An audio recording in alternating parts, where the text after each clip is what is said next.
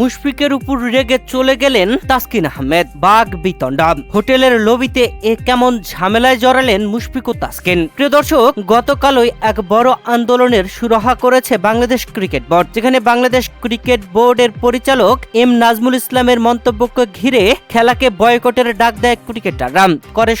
করে আন্দোলন, যে আন্দোলনের সুরাহা হয়েছে, যেখানে গতকাল বিপিএল এর প্রথম ম্যাচ স্থগিত হওয়ার পরে সংবাদ সম্মেলন ডাকেন ক্রিকেটাররা।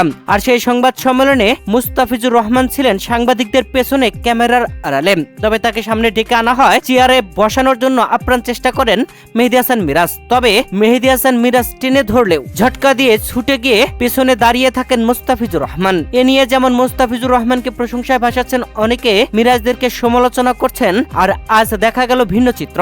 ক্রীড়া সাংবাদিক রিয়াসাত আজিম একটি ভিডিও প্রকাশ করেছেন, যে ভিডিওতে দেখা যায় হোটেলের লবিতে বসে তাসকিন আহমেদ ও মুশফিকুর রহিম ঝগড়া করছেন। বাঘ বিতণ্ডায় জড়িয়েছেন তারা দুজন। এটা কি মানা যায়? কি হচ্ছে বাংলার ক্রিকেটে? হোটেলের লবিতে বসে এমন প্রকাশ্যে দুই সুপার স্টারের বাঘ বিতণ্ডা যেন মেনে নেওয়া যায় না।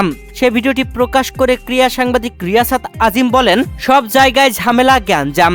অবশেষে সেই গ্যাঞ্জামে জড়ালেন বাংলাদেশের দুই সুপারস্টার মুশফিকুর রহিম ও তাসকিন আহমেদ। মুশফিক শেষের দিকে যদি দেখেন কাকে যেন ফোন করে কমপ্লেন করার চেষ্টা করছিলেন, আর তাসকিন যে উঠে চলে গেলেন। প্রকাশ্যে হোটেলের লবিতে দুজন সুপারস্টারের এভাবে ঝামেলায় জড়াতে পারেন। রিয়াসাত আজিমের ক্ষেত্রে আমি সবসময় বলি, বাংলাদেশ ক্রিকেট বোর্ড বা যেখানটায় ক্রিকেট এবং ক্রিকেটাররা থাকেন, সিসি ক্যামেরার থেকেও সোর্সেস বেশি। আবারও সেটা প্রমাণ করলাম এই ভিডিও লিক করার মাধ্যমে।